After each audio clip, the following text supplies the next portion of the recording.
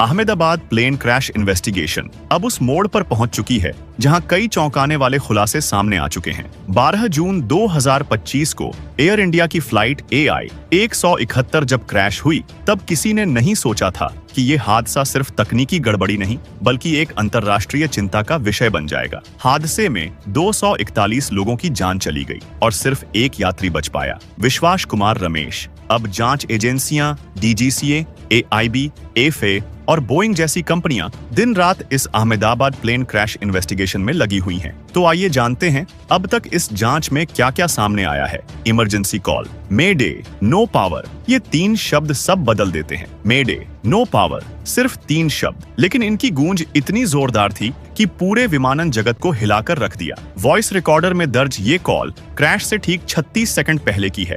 इसका मतलब था विमान के दोनों इंजन बंद हो चुके थे, पायलट के पास नियंत्रण नहीं बचा था और वो मदद की गुहार लगा रहा था। अब जरा सोचिए, 787 ड्रीमलाइनर जैसे अत्याधुनिक विमान में ऐसा कैसे हुआ? जांच एजेंसियां सबसे पहले इसी कॉल को आधार बनाकर आगे बढ़ी, क्योंकि यही कॉल साबित करता है कि हादसा अचानक हुआ और शायद किसी बड़ी तकनीकी चूक का नतीजा था। RAT सिस्टम की एक्टिवेशन, जब विमान खुद बचाव मोड में चला गया। अब यहाँ एक तकनीकी चीज समझिए। RAT यानी राम एयर टरबाइन, ये एक छोटा सा पंखा होता है जो सिर्फ तभी एक्टिव होता है जब विमान के सभी मुख्य सिस्टम यानी इंजन, इलेक्ट्रिक सप्लाई और हाइड्रोलिक सिस्टम एक साथ फेल हो जाएं। अहमदाबाद प्लेन क्रैश इन्वेस्टिगेशन में सामने आया कि क्रैश से ठीक पहले RAT एक्टिव हुआ, यानी प्लेन ने खुद सर्वाइवल मोड ऑन कर लिया था। इसका मतलब क्या है? इसका मतलब है कि न सिर्फ इंजन फेल हुए बल्कि पूरा सिस्टम ही बंद हो गया। अब ये महज इंजन फेलियर नहीं, टोटल सिस्टम्स फेलियर का मामला बन गया था।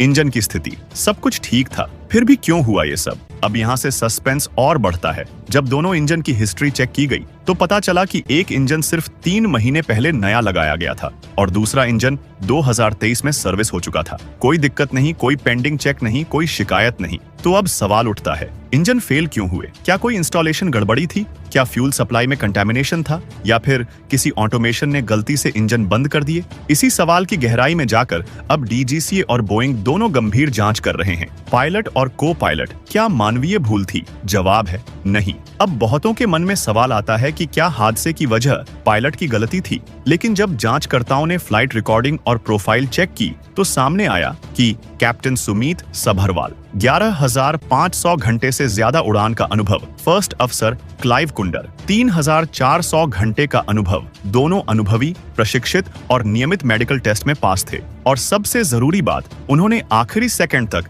SOP यानी स्टैंडर्ड ऑपरेटिंग प्रोसीजर फॉलो किया। मतलब साफ है, कोई मानवीय गलती नहीं, यह हादसा सिस्टम की नाकामी थी। ब्लैक बॉक्स का खुलासा, क्या क्या बताया इसने? अब आते हैं सबसे अहम हिस्से पर। ब्लैक बॉक्स यानी फ्लाइट डेटा रिकॉर्डर और कॉकपिट वॉइस रिकॉर्डर, ये दोनों डिवाइस हर सेकंड का डेटा रिकॉर्ड करते हैं। अहमदाबाद प्लेन क्रैश इन्वेस्टिगेशन में इनसे ये बातें सामने आई। क्रैश से ठीक पहले इंजन में बिजली सप्लाई बंद हुई, RAT एक्टिव हुआ, पायलट ने एकदम सही ढंग से अलर्ट भेजा, सिस्टम ने खुद को बचाने की कोशिश की, लेकिन कुछ ही सेकंड में प्लेन नीचे आ गया। अब इस रिकॉर्डिंग से साफ हो गया कि हादसा अचानक नहीं था, एक श्रृंखलाबद्ध सिस्टम फेलियर था, जहां एक के बाद एक सब कुछ ठप हो गया। ड्रीमलाइनर पहले से ही जांच के घेरे में था। अब सबसे चौंकाने वाला खुलासा, क्या आप जानते हैं कि बोइंग 787 ड्रीमलाइनर पहले भी कई बार सवालों के घेरे में आ चुका था? FAA अमेरिकी एविएशन संस्था ने ड्रीमलाइनर को लेकर पहले कई चेतावनियां दी थीं।